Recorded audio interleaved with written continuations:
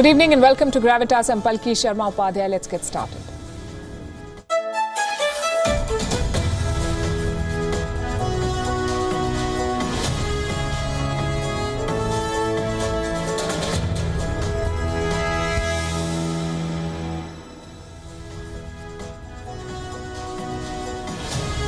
The Taliban have announced a caretaker government. Terrorists and criminals have made the cut. The Prime Minister, Mullah Hassan Akhund, is a United Nations-sanctioned terrorist. Siraj Haqqani, the founder of the Haqqani Network, is the Interior Minister. He is on the FBI's most wanted list. Mullah Baradar, the global face of the Taliban, has been quote-unquote demoted. He was in the running for Prime Minister. He's been named Deputy Prime Minister now. The list of appointments has Pakistan written all over it. It has been announced after the ISI chief left the country and on a day when of terrorists. Or will the world talk to the people of Afghanistan? Over the next 1 hour, we'll decode the Taliban's interim government, that's what they're calling it, with a special panel of guests. We'll also be bringing you live updates from Kabul. As always, we begin with Gravitas Global Headlines.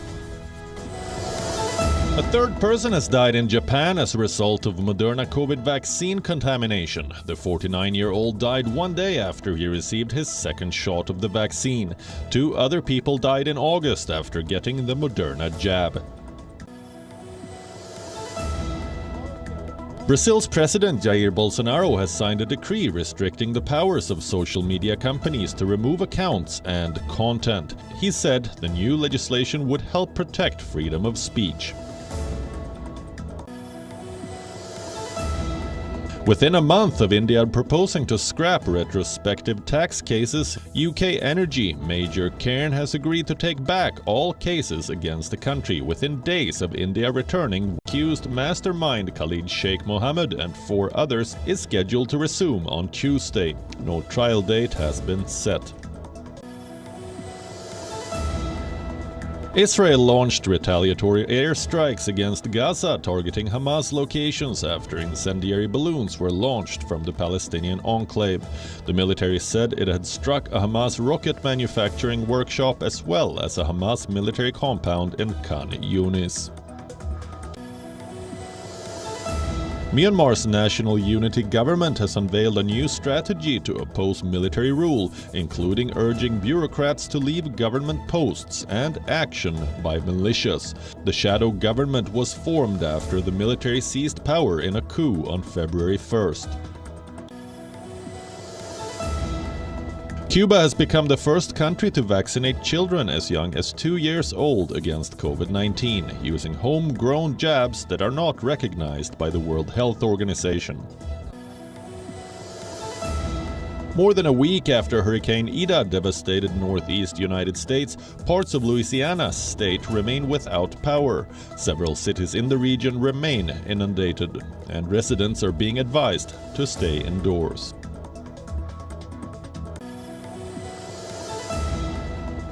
World number 1 Novak Djokovic is through to the US Open quarterfinals after surviving a brief scare against 20-year-old Jenson Brooksby. The 99th ranked American sprung a real surprise by thrashing Djokovic 6-1 in the first set, but the Serbian mounted a vintage comeback to win 4 sets. In the women's draw, 2019 champion Bianca Andreescu has crashed out after losing a 3.5-hour slugfest to Greece's Maria Sakkari that ended at 2:13 a.m. local time for the latest finish in US Open history. Europe have retained the Solheim Cup after edging United States 15-13 at the Inverness Golf Club in Ohio. The visitors started the day leading 9-7 and sprinted to the brink of victory before the Americans, led by world number 1 Nelly Korda, mounted a comeback. However, Finnish rookie Matilda Castron beat Lisette Salas to ensure the cup would stay with Europe before they went on to seal only their second win on American soil.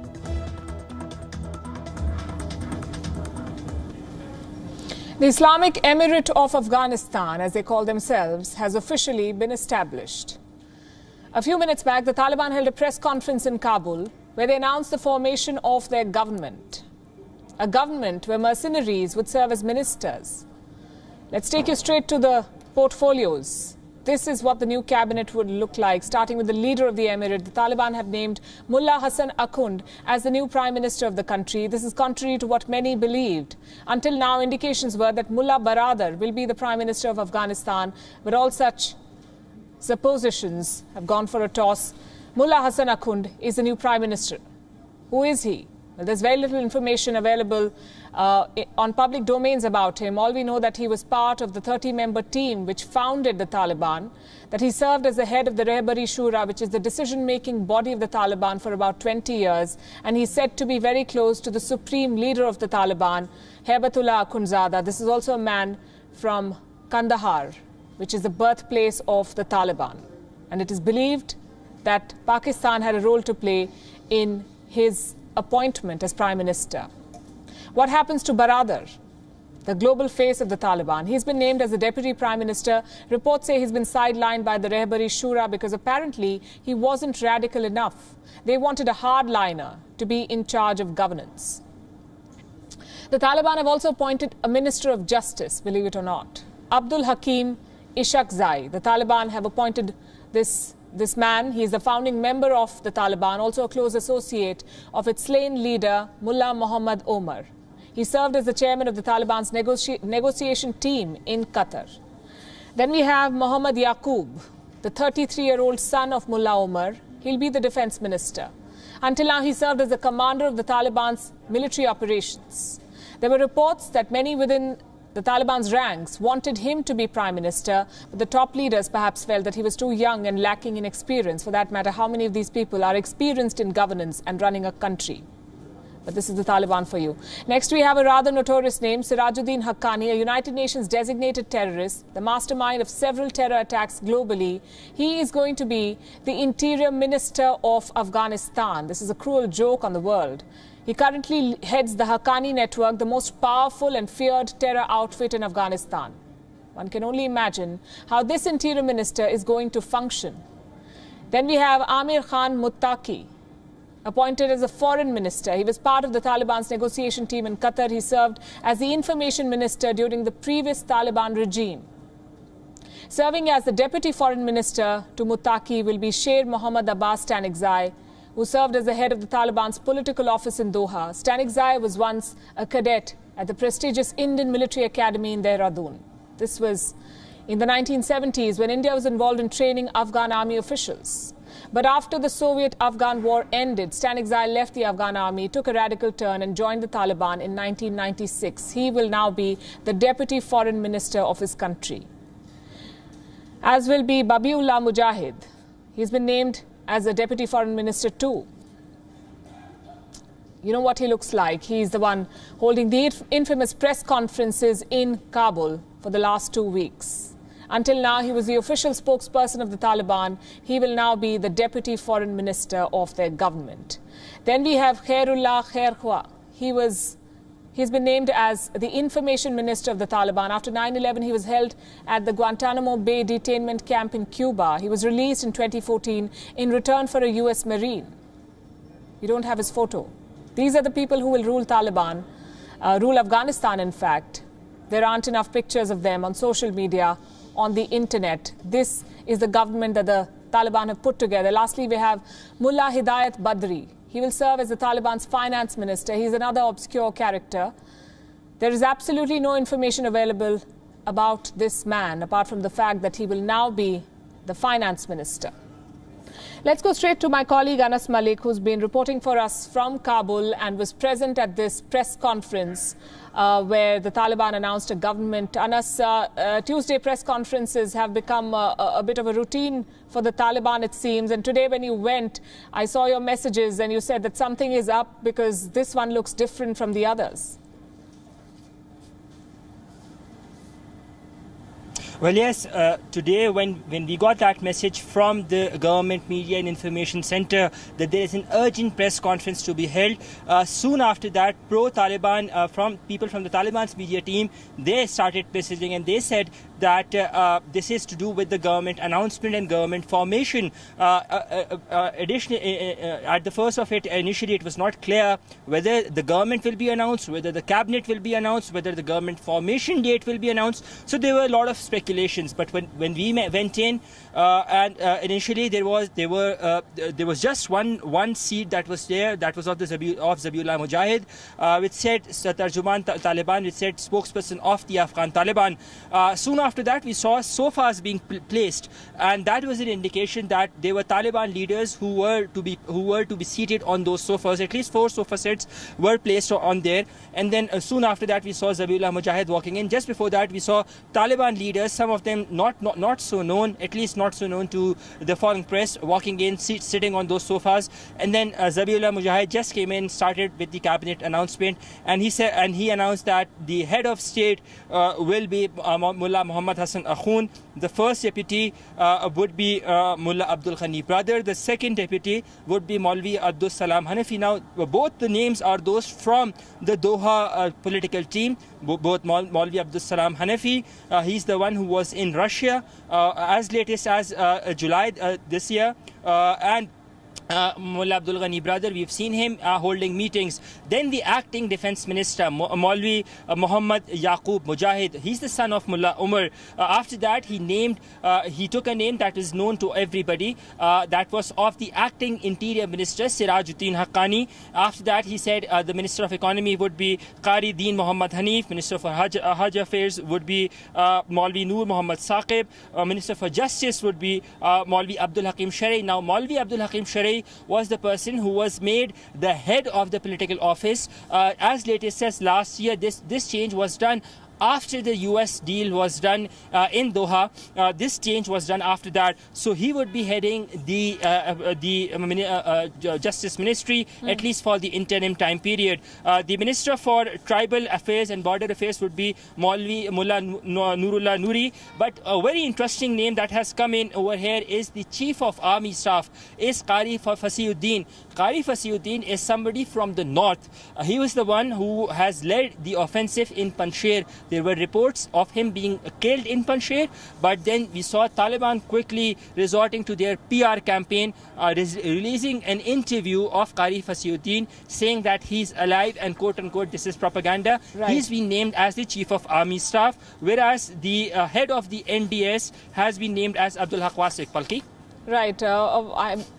Our viewers are unfamiliar, as are most of us, with most of these names, and I'm sure we'll hear more of them in the days ahead, whether we like it or not. My question to you, Anas, is why did the Taliban choose this day to announce the government on a day when hundreds of Afghans, in a rare show of courage, rare show of protests, there is no lacking courage there, but protests are obviously and understandably difficult in a country that is overrun by Taliban men. They came out on the streets and they said, death to Pakistan. There were slogans. Also, this is a week when America will be observing 20 years of 9/11. Was the choice of this date specific, or have they resolved the differences within the Taliban?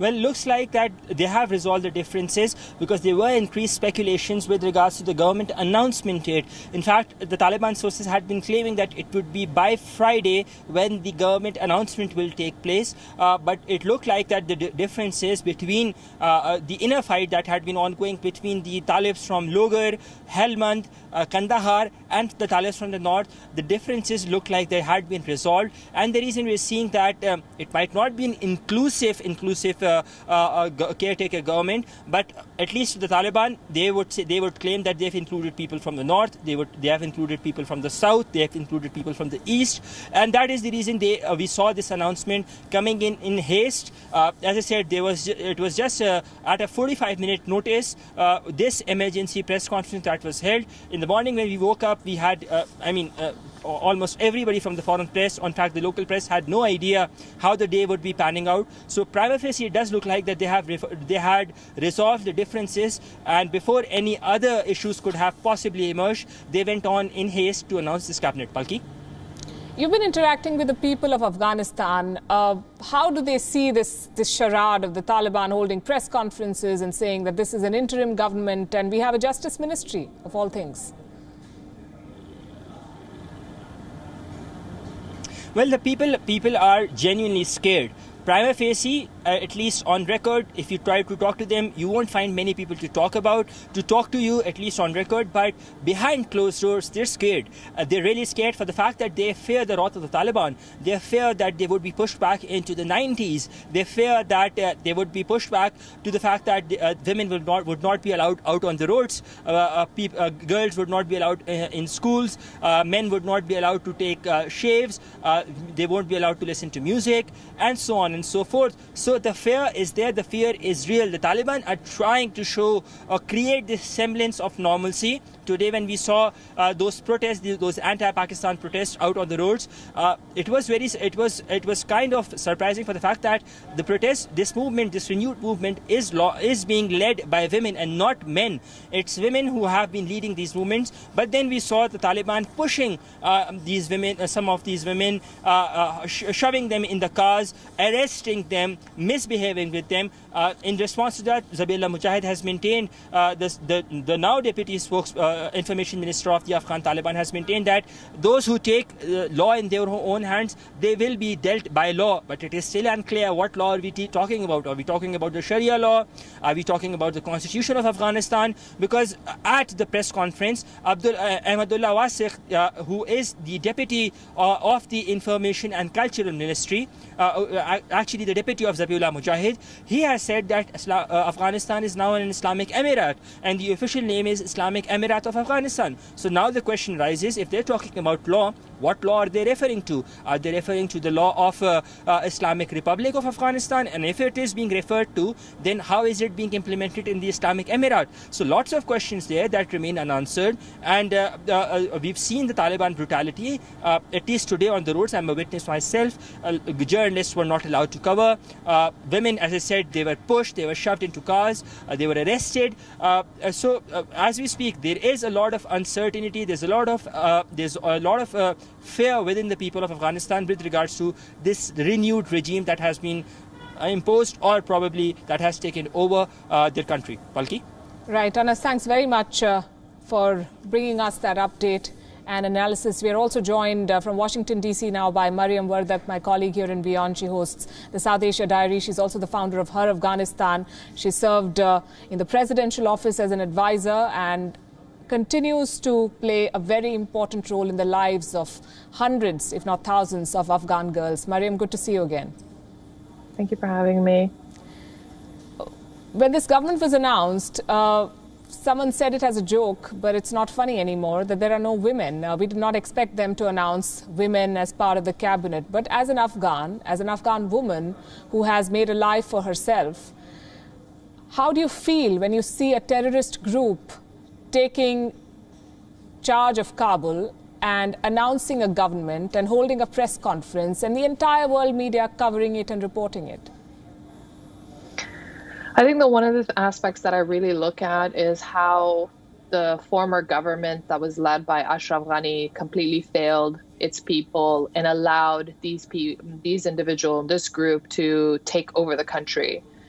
There's so many components of this aspect. The fact that the United States has failed Afghanistan and led these groups to lead the country right now. The second aspect of it is that behind closed door, there was an agreement of a 40% share for Ghani administration, a 40% share for the Taliban, and then a 20% leadership role for political parties. But none of that was able to follow through because of the former president fleeing. Now, regarding to the aspect of women, we could all witness the chaos that's taking place.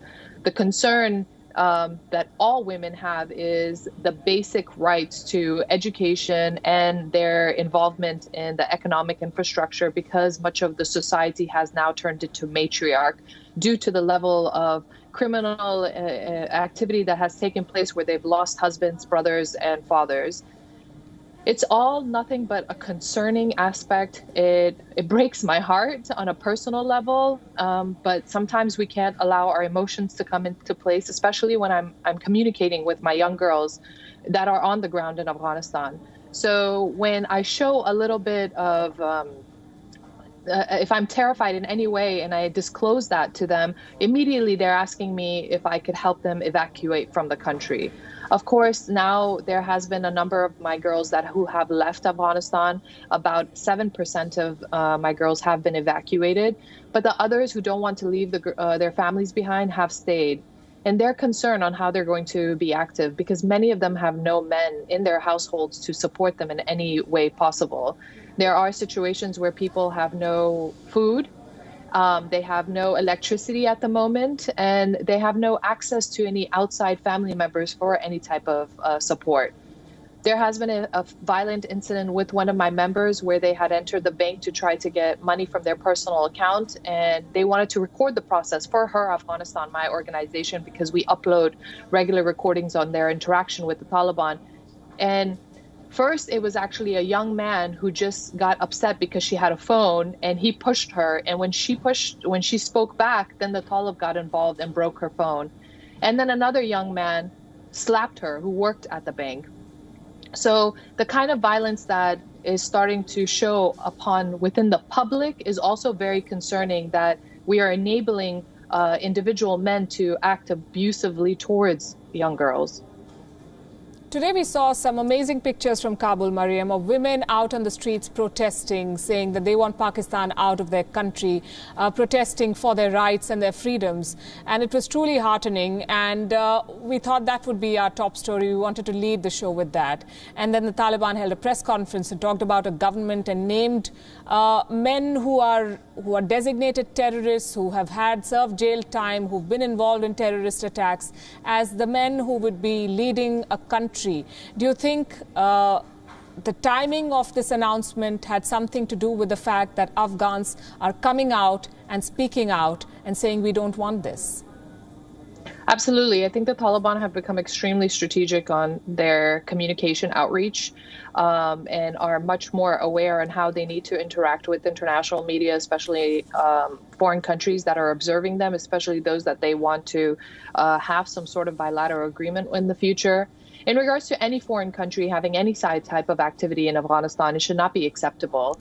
And I think that message needs to be extremely loud and clear, that if Afghanistan is going to handle its internal matters, it needs to be handled through them. No other country, whether it's Iran, whether it's Pakistan, whether it's France, or any other country who's actively politically get involved, needs to take a step back. And I think it's great to see such Afghans to put their foot down, saying, okay, you decided to leave us in this devastating state. You need to stay out. Aside from that, Pakistan has this kind of there's a huge hate relationship, especially due to the fact that they've allowed safe havens for the Taliban and other terrorist groups to take place in the country. Now, when we are observing what's taking place right now, I think we need to be extremely cautious in the aspect of putting pressure on this authoritarian regime. One thing that they have done is that they have been able to take all of the defense, interior, justice ministry under their control, because they don't want any type of democratic uprising. But if you want a democracy, the things that the people are doing is starting to show civil activity. However, we need proper monitoring of the situation, and more so, if foreign countries want to be involved, there needs to be pressures on this current regime. Because if there isn't any pressures and there isn't any visibility and we don't know the tolerance level, we'll never be able to come up with any type of civil stance for anybody in the country. Absolutely. Mariam Wardak, thanks very much. Appreciate your time. Also joining us from Washington, D.C. is Ahmed Mohibi, president of Rise to Peace and a former advisor to the U.S. Department of Defense. Ahmed Mohibi, welcome to WION. What do you make of this new cabinet of the Taliban, and what do you think is the minimum qualification to be a Taliban cabinet minister? Well, I think from the you could see that the biggest one, or the number one, the ethnic group belonging. A lot of Pashtuns made up of the Taliban group. The movement started in 1994 and made their way to Afghanistan in 1996. So that's kind of number one. I think number two, it goes to those commanders who fought with them in the last 20 years. But majority as of right now are key top commander leaders of the Taliban. We're looking particularly, their Prime Minister Muhammad Hassan, Mullah Hassan Akhundzada, and he was one of the founders of the movement back in 1996. He served as a foreign minister and also deputy for the Taliban. He has not been a public figure in terms of the media, but as of right now, they call this an interim government. And then they're looking forward to, according to Zabihullah Mujahid, to have a future government. And that's when they're starting saying that they will have an inclusive government. I think the whole burden is on the Taliban. Let's see if they can deliver that or not. Inclusiveness of the list, inclusiveness of the political leadership in Afghanistan. As of right now, they're their top-notch commanders and leaders. There was a power struggle in the Taliban, and that's no secret. How do you think it ended for them to announce this government? Do you think one side or one faction prevailed, or did all sides have to make some compromises? I think the compromise was, since they took over Kabul to today, they were all compromising. There were a lot of disagreements. Who needs to rule? There were some reports were coming to me that the Mullah brother Ghani was the one who is going to be the prime minister. So there's a lot of disagreements. Look, the Taliban could be as strong and unified, but still there are factions within the Taliban that are not agreeing with the overall leadership council in the meetings. So I think that was the key reason. It's too early to predict, but we could see rifts among the Taliban if the whole power being so centralized and this current interim government is not going to change into a transition or a democratic regime. So as of right now, these are called acting ministers and acting cabinet ministers. I think future is really important to see what they are going to deliver. Why do you think Mullah Akund was chosen to be the prime minister? Well, he did serve in key positions in the government. 1996 to 2001, he worked in foreign minister. He worked as a deputy for the Taliban at that time. He was the past 20 years, and he still is the leader of the Rahbari Shura, or the leadership council of the Taliban, which is really, really important. They have a lot of foreign aid and sponsors. His headquarters in Pakistan, and I think the way he was chosen, strong, I'm sure, favoritism by his allies in the Gulf and his allies in the neighboring Afghanistan, especially Pakistan. So I think he is seen to be a very serious man, not being seen in media a lot. But I think that's loyalty and the trust are some of the key characteristics of this person, as I'm seeing over the past couple of years. You have Sirajuddin Haqqani, who is the United Nations designated terrorist, as the interior minister now.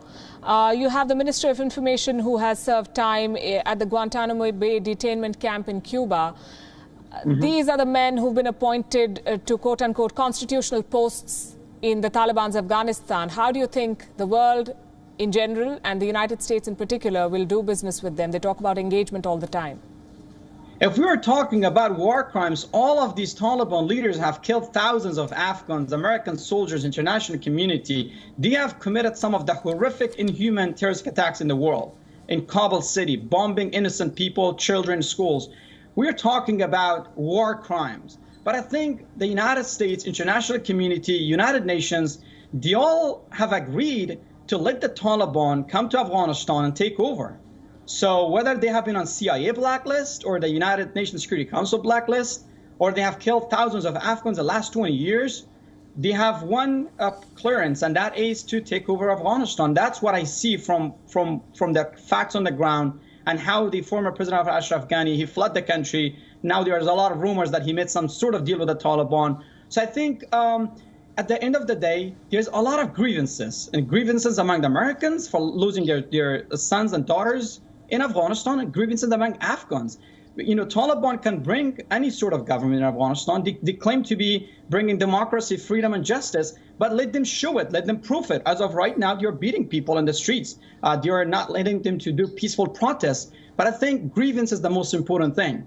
Afghans will never forget the horrific crimes of the Taliban the past 20 years, the bombing that happened in the capital of Afghanistan, Kabul. So I think going forward, the Taliban have to prove it. The Taliban have to get the blessings or the pardons of the people of Afghanistan, in addition to their list of names being on the CIA blacklist or UN Security Council. I think there's going to be a lot of challenges going forward, but everything is on the Taliban. Let's see how they're going to deliver it. Right. I'm going to request you to stay with us. Also with us from Washington, D.C. is Eugene Chosovsky, a geopolitical analyst. Hello, Eugene. Welcome to WION. What do you make of this announcement from the Taliban? They've announced a whole list of people who are going to be ministers with leading posts in the cabinet, and most of them have a very checkered record.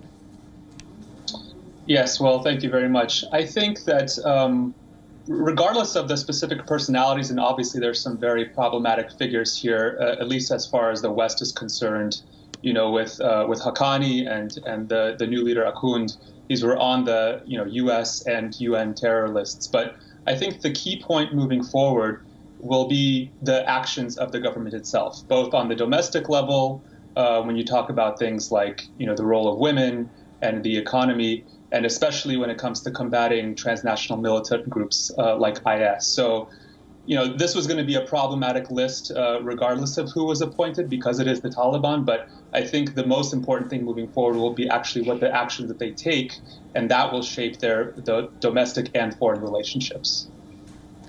It's interesting, both of you have said that the onus is on the Taliban to prove that they have really changed, and that's sort of cutting them some slack and saying maybe they have changed. Ahmed Mohibi, you've been an advisor with the United States Department of State and Defense, and what's happening this month and this week does not reflect very well on the United States. The Taliban have announced a government in the very same week when the US will observe 20 years of 9/11.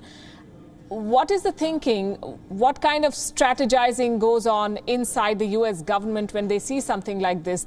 It seems that they've clearly abandoned Afghanistan, and they don't seem to care what happens, who comes to power, and what kind of violence they're perpetrating on the Afghan people anymore.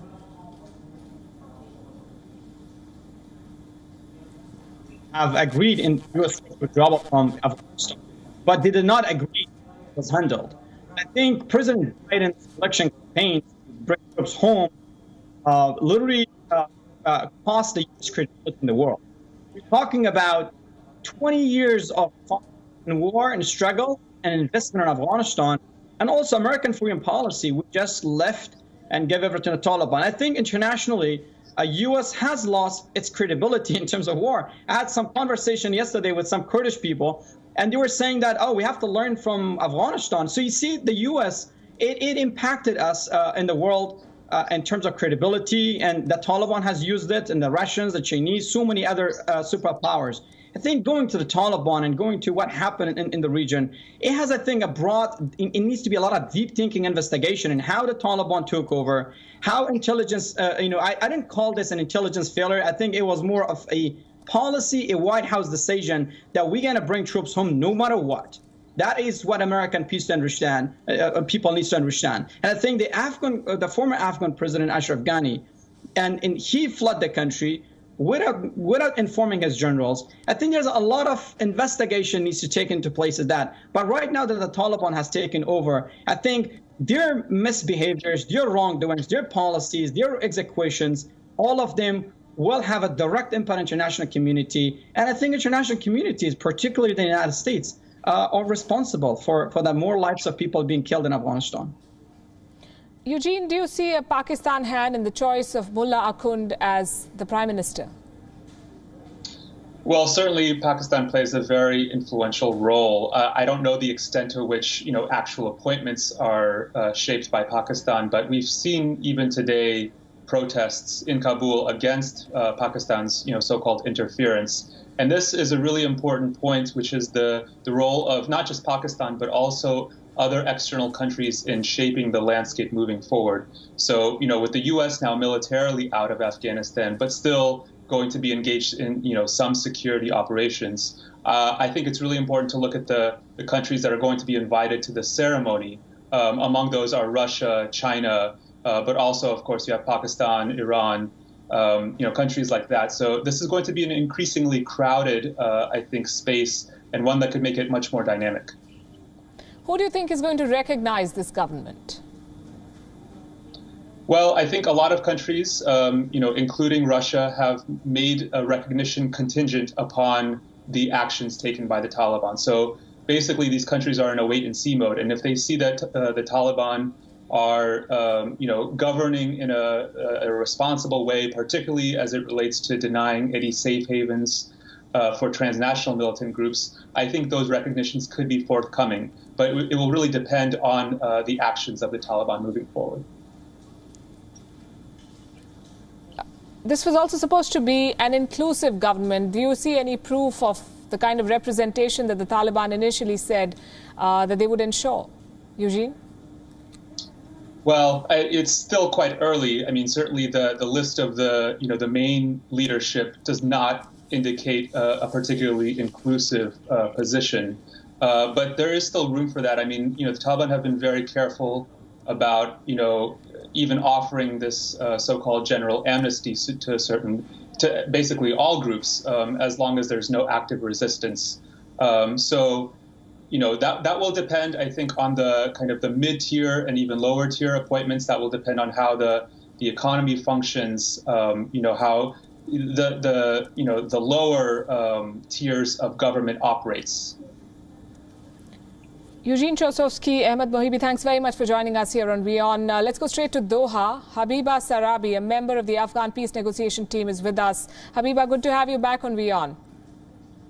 Thank you very much. My pleasure. What were your first thoughts when you saw the Taliban announcing their cabinet today? To be honest, we didn't expect more than that, because, of course, things that they are saying about the inclusivity and that, for example, the amnesty they show during these days that when there was the demonstration, or the people that they are bringing and from their home and killing. So these are showing the way of their act. When they are saying something, they are acting differently, especially when they are saying at the top level, the people who are on the lower level, they are not applying, or they are not they are not accepting the order.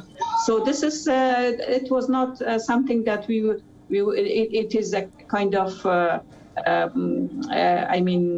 not surprise for us, because we could understand that they don't believe to inclusivity, they don't believe to this human rights and women's rights. And also from the other side, they have to recognize, or they have to understand that the government cannot run by all the mullah and sheikh and the people who have been studied in the madrasa or the religious school. The government and the state needs expertise, needs the people. They have to have a speciality. They have to be professional on their field. In this case, they can run the country. Otherwise, it will be difficult. But it was not surprise for us, or for me, at least. Right. You must have interacted with Mullah Baradar. He was the global face of the Taliban. He was the one going to Doha and talking to the Americans and others in these so-called peace negotiations. There was never any peace eventually, but he was the man. Many see this announcement as a quote-unquote demotion for him, and Mullah Akun's elevation to the Prime Minister's position. Do you see it as a surprise? Do you think that Islamabad or Rawalpindi had a role in this? They always has a role on that, many countries, but it is something that we have to say that is a shame for the United States, that brought a fake democracy and brought a fake hope for the people of Afghanistan and all the NATO countries, that they were believing that and promising that working with the Afghan people and bringing, democracy for Afghanistan, and they will defend the human rights, women's rights. But of course, many countries, unfortunately, has a kind of interfering for that and has hand behind that. But this mostly the security channel will know a little bit more about that. Who do you think is going to recognize this government? There are countries, still they have their embassy inside inside Afghanistan, and they are cooperating with them very tightly, very closely. Maybe these countries will, they have their own agenda behind that. Maybe they will recognize this government to apply or fulfill their own agenda. Some of these men have experience in the previous Taliban regime. what does the cabinet really bring to the table if we were to look at this as a group of people who actually probably want to do something? Do you think they have it in them to steady the Afghan ship that they so actively try to sink? Not some of them, maybe all, many of them, but we will see. I mean, from even at the beginning, we understood that which type of cabinet they will bring or make or complete it or shown up, and again we will see that what sort of expertise they will show to govern and I mean promote Afghanistan and I mean safe place for the people. Right. Habiba, thanks very much for joining us here. So this is what the Taliban has come up with. They have Mullah Hassan Akhund, who is going to be the Prime Minister. We know very little about these men, but this is what we do. He is the man who headed the Taliban's Leadership Council, or the Rehbari Shura, for 20 years. He was apparently also Pakistan's choice. He was a minister in the Taliban government in Afghanistan before the war with the US began in 2001. Known more of a religious leader than a military leader, also close to Taliban's spiritual leader, Sheikh Haibatullah Akhundzada. He is from Kandahar and apparently among the founders of the armed movement. That's what the Western press is now calling the Taliban, an armed movement. Mullah Abdul Ghani Baradar is someone that you must have heard of in the past few weeks if you've been following the Afghanistan story. This was a man who was tipped to be the Prime Minister. He's now going to be the Deputy Prime Minister, apparently because he was not radical enough, not extremist enough. He was one of the moderate faces, the man who led the talks in Doha, the man who engaged with the West. He will be Deputy Prime Minister of Afghanistan. Then we have Sirajuddin Haqqani, of course, the man who wrote the New York Times write-up on what the Taliban wants. He's the same man. He's a United Nations designated terrorist, and he is going to be the Interior Minister of Afghanistan. This is the Taliban mocking the world. Mohammad Yaqub, the son of Mullah Omar, is going to be the Defense Minister, only 33 years old. He has ambitions, but clearly not the experience. This is the new Taliban government. This is what they have announced. And this comes, like we said, on a day when the people of Afghanistan were out on the streets protesting. Make no mistake, these people are also Pakistan's choice. Pakistan has played an active role, as you heard from most of our guests tonight, as we've been saying for the past many weeks, if not months. Last night we began a campaign, Probe Pak for Panjshir. We got thousands of responses. Some of you did raise doubts, though. Some of you said, where is the proof of Pakistan's invasion? And that's a legitimate question. Where is the proof? I would like to answer that question tonight by showing you two sets of protests. The first one is from Afghanistan. The second one is from Iran. These are different protests, but with the same agenda. Probe Pakistan for Panjshir. Both are anti-Pakistan protests. They happened outside Pakistani missions in Tehran and Kabul. The protesters are chanting the same slogans. They say Afghanistan was invaded by Pakistan and that Pakistan should be sanctioned for this. This comes just before Pakistan hosts a virtual conference of foreign ministers from the region. 5 countries have been invited: China, Iran, Tajikistan, Turkmenistan and Uzbekistan. It's going to happen tomorrow.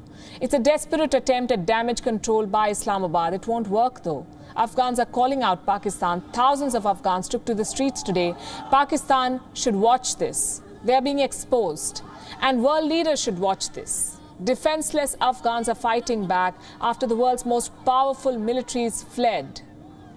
If this doesn't move them, nothing will. I'm going to show you 6 videos. They tell the story of Pakistan's sinister agenda in Afghanistan.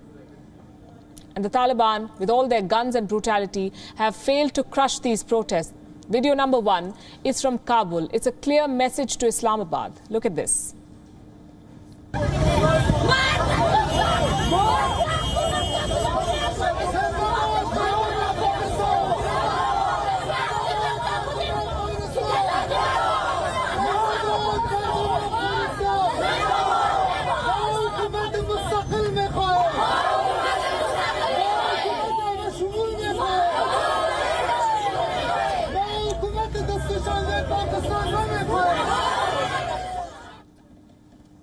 Death to Pakistan. Pakistan, get out of Afghanistan. We don't want a puppet government of Pakistan. It doesn't get more explicit than this. The Afghans know it. They have been invaded by Pakistan and they're not okay with it. These protests were happening in and around Kabul, and every protester wanted Pakistan to be punished. Among them were Afghan women, the very face of courage, out to make their voices heard on the streets controlled by the Taliban. The United States should watch these images to learn how to stand your ground. What were these women saying? Death to the Taliban and Pakistan. This is video number 2. The women of Kabul marching despite all odds to reclaim their freedoms.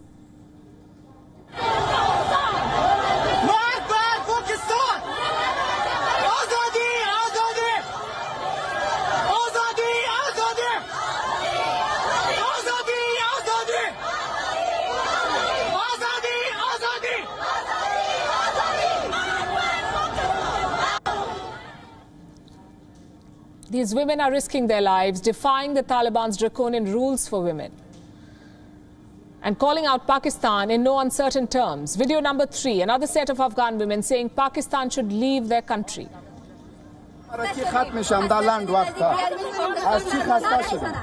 We are tired. We are tired that Pakistan is bombing Panjshir. We are tired of waiting at the airport. All the people have dignity. 13 Americans were among those who died in the Kabul airport incident. Are they humans and we are not? When will our voices be heard? Afghan women want their country to be free. They want their country to be rebuilt. All this was happening right under the nose of the Taliban. What did they do? What they do best: use force, threaten, intimidate. This is video number 4. Look at how the Taliban fired in the air.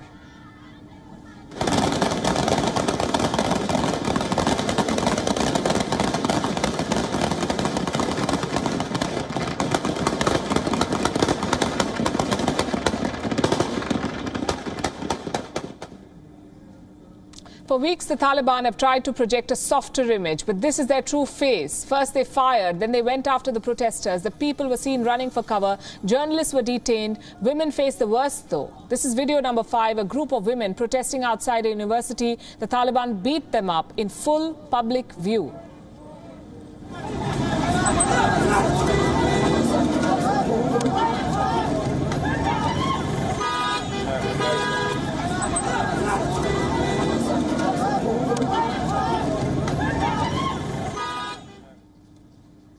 Beating them wasn't enough. Women were then detained. Video number 6. This one was shared by a lawmaker. Some women were held forcibly at a parking lot near the presidential palace. One of them decided to record herself and show the world what was going on. The Taliban saw her, and here's what they did next.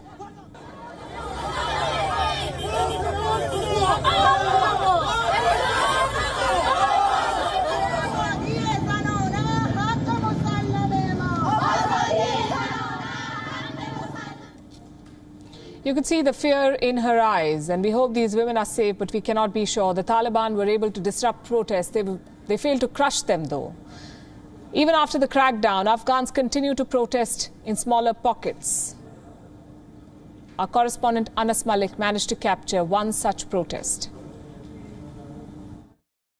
Protests like these have broken out in the capital city of Kabul. The protesters have been demanding freedom. They've been chanting anti-Taliban slogans, anti-Pakistan slogans, and they've been chanting pro-resistance slogans as well. They've been chanting Allahu Akbar, that means God is great, and they are demanding freedom. Men and women, both in numbers, have come out on the streets of Kabul. They were arrested as well. We earlier saw Taliban resorting to use of heavy aerial fire to disperse these protesters. That's the reason why we say pro-Pakistan for Panjshir. The Afghans know that Pakistani forces invaded Panjshir. They are speaking out, and Pakistan's proxy force, the Taliban, is trying to suppress these voices. World powers that abandoned Afghans, legitimized the Taliban and emboldened Pakistan are just watching. I'm out of time, but I want to say this in the end. What is happening in Afghanistan is beyond heartbreaking. It's bizarre, it's unfair, and it's depressing. Not just for all of you sitting at home and watching us, Also for us here in the newsroom, we are seeing terrorists giving press conferences. We are seeing them announce a cabinet. None of this is easy. It makes you wonder what the world is doing, what the world is coming to. The United Nations, the United States, the human rights champions. Where are all of these people? Today, the Taliban named a prime minister. He is a United Nations designated terrorist. And the world is okay with it. Their home minister is on the FBI's most wanted list, Sirajuddin Haqqani. He carries a bounty of $5 million. Is anyone complaining? These are the men who will lead Afghanistan. They're calling it a cabinet, but these are designated terrorists, extremist scholars, ruthless warlords. You could fill a jail with these so-called ministers.